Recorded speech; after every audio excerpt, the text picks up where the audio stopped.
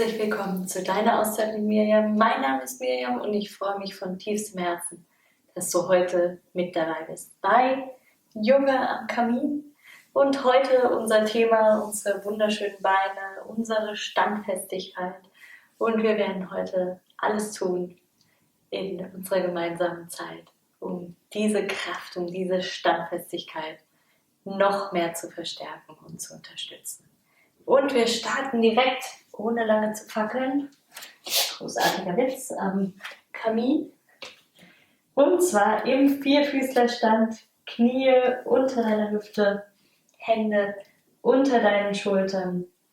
Und wir starten einmal dynamisch, um uns etwas aufzuwärmen, indem wir beim Einatmen hier das Becken kippen ins Hohlkreuz und beim Ausatmen das Becken Richtung Buckel treiben und machen das ganz dynamisch, ohne irgendwo festzuhaken. Auf und ab. Egal, ob es draußen regnet, stürmt, schneit oder die Sonne scheint. Du bist heute hier, du bist standfest. Egal, was du schon erlebt hast.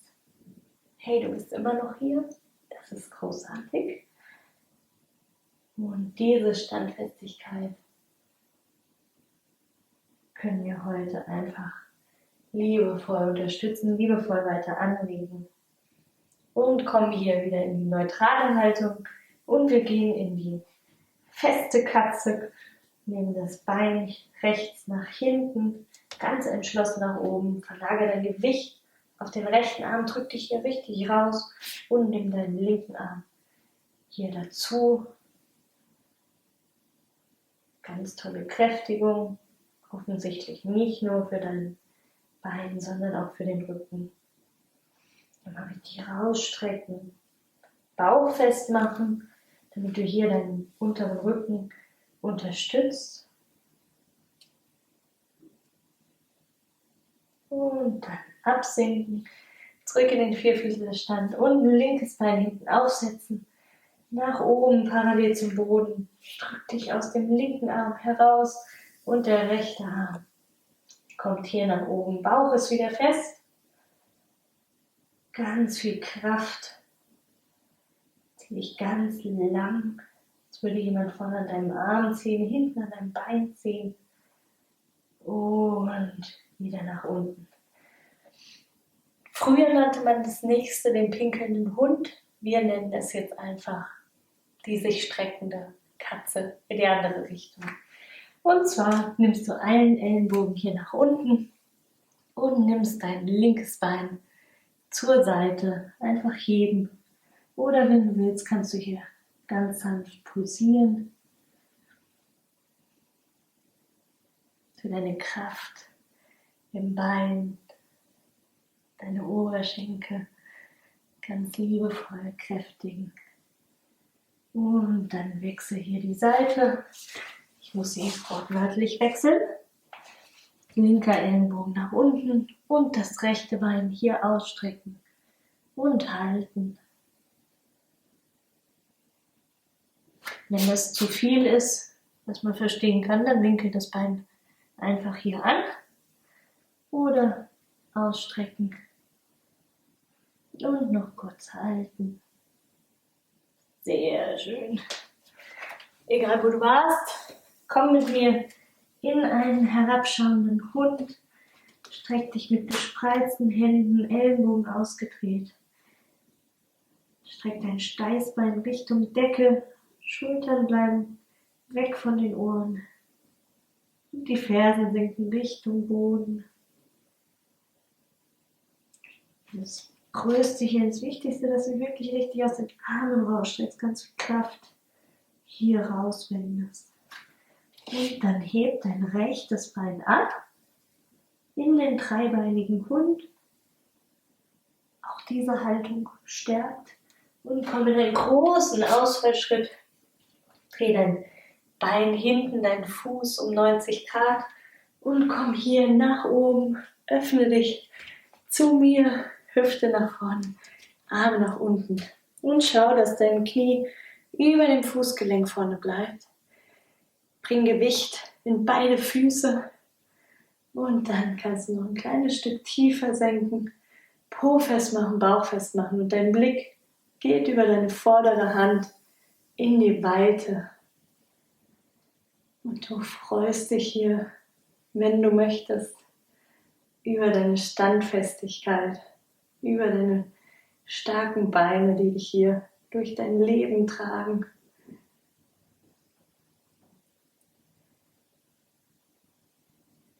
Auch wenn es sich manchmal nicht so anfühlt, du stehst vielleicht fester im Leben, als du glaubst. Und dann nimm hier den Ellenbogen auf dein Knie und komm hier mit dem linken Arm über deinen Kopf in eine Flankendehnung. Sehr schön. Von hier nach unten, aber nicht ganz. Wir ziehen den linken Fuß nach in die Pyramide und verlagern hier dein Gewicht auf dein rechtes Bein. Wir kommen in den Krieger 3. Mehrere Möglichkeiten, wenn du denkst, oh, ich wackel schon. Schon jetzt, wenn du nur dein Bein hier abhebst, dann bleibst du einfach mal so stehen. Du versuchst deine Standfestigkeit im rechten Fuß zu finden. Oder du hebst hier ab in die ehemals Standwaage, den wunderschönen Krieger 3. Dein Bein etwa parallel zum Boden, Körper parallel zum Boden. Ganz viel Kraft in deinem stehenden Fuß.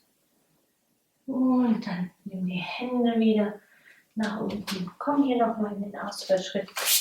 Zurück in den herabschauenden Hund. Und wir kommen auf die andere Seite. Linkes Bein nach vorne in den Ausfallschritt.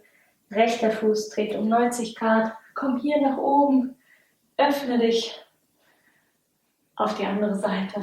Hüfte ganz gerade. Linkes Knie ist schön über deinem Fußgelenk. Die Arme kommen über die Seite und der Blick geht über die vordere Hand.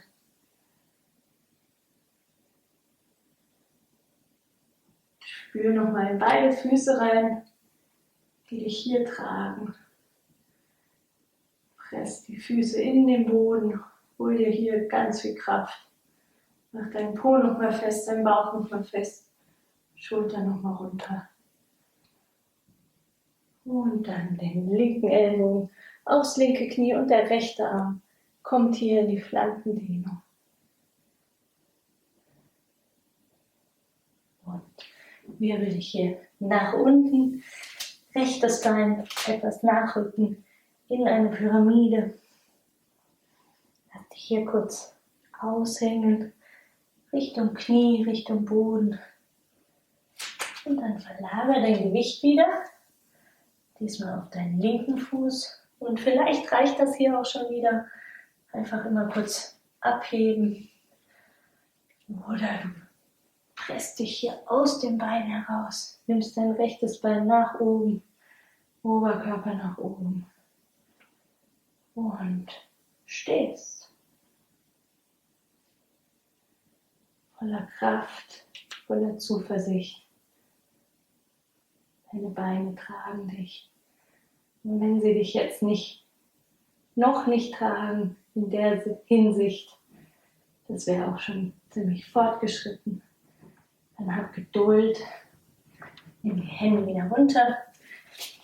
Komm wieder in den großen Ausfallschritt nach hinten und schieb dich hier zurück in den herabschauenden Hund. Sehr schön. Komm noch einmal hier in die Mitte deiner Matte. Eigentlich egal, wo du hinkommst. Bleib im Uttanasana. Dann beug deine Knie und komm hier entschlossen mit geradem Rücken nach oben in Utkatasana, die machtvolle Haltung. Kopf ist in Verlängerung zur Wirbelsäule. Ganz viel Gewicht in deine Füße drücken. Du spürst vielleicht die Beine nach einer gewissen Zeit oder so schnell hier zittern. Ganz viel Kraft für deine Beine.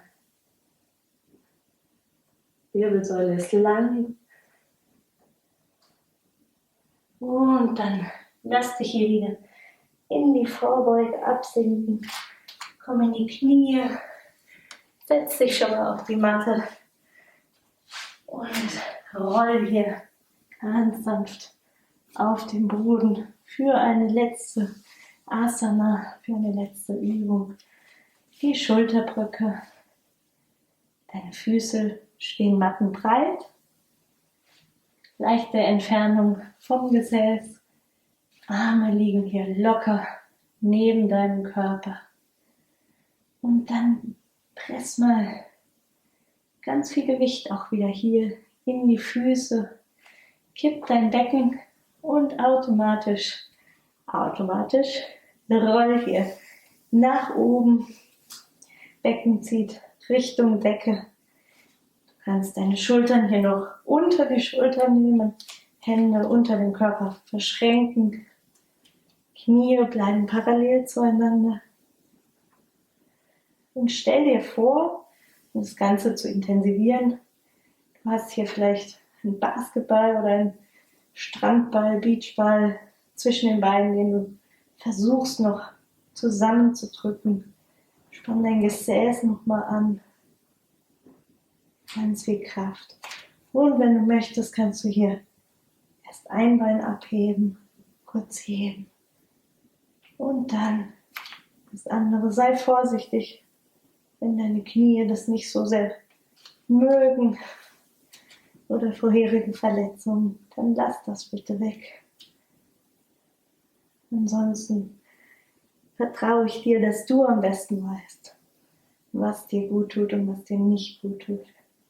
Und dann löse deine Arme wieder, komm auf die Zehenspitzen und roll dich hier Wirbel für Wirbel nach unten. Schnapp dir deine Beine in ein kleines Paket. Wunderbar.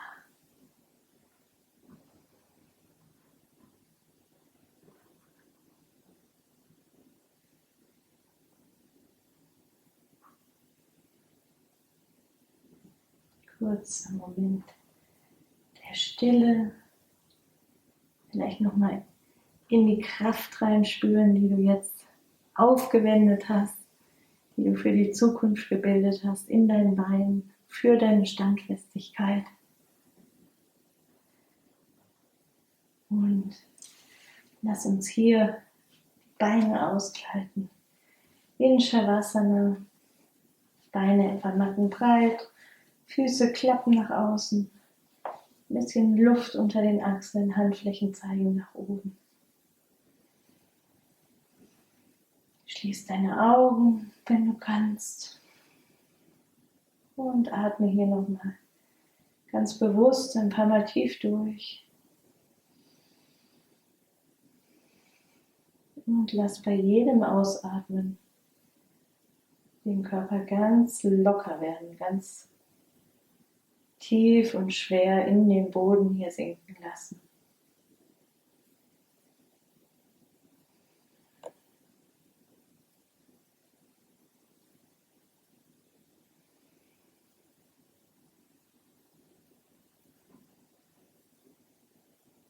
Und spüre nochmal in dich hinein. Ganz liebevoll, egal was vorhin vielleicht gewackelt hat, geziebt hat, gezwickt hat, genervt hat. Sei für einen Moment ganz liebevoll zu dir selber, zu deinem Körper, zu deiner Standfestigkeit. Und wenn mal alles wackelt, wenn mal alles stürmt, dann komm einfach zu diesem Gefühl zurück und vielleicht kannst du dieses Gefühl immer mehr außerhalb der Matte dann für dich mitnehmen, für dich mittragen.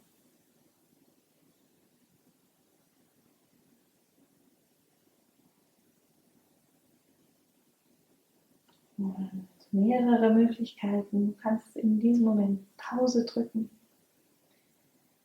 Falls du noch in Shavasana bleiben möchtest, noch ein bisschen in die Tiefe der Entspannung sinken möchtest. Oder du kommst über die linke Seite oder die rechte mit mir hier nach oben, zurück an den Kamin, in deine Meditationshaltung. Lass die Augen noch für einen Moment geschlossen und erfahre vielleicht noch einen Moment, auch wenn wir uns vielleicht hier wiederholen heute, diese Standfestigkeit, diese Kraft in deinen Oberschenkeln, diese Kraft in deinen Beinen. Und fühle dich in diesem Moment getragen.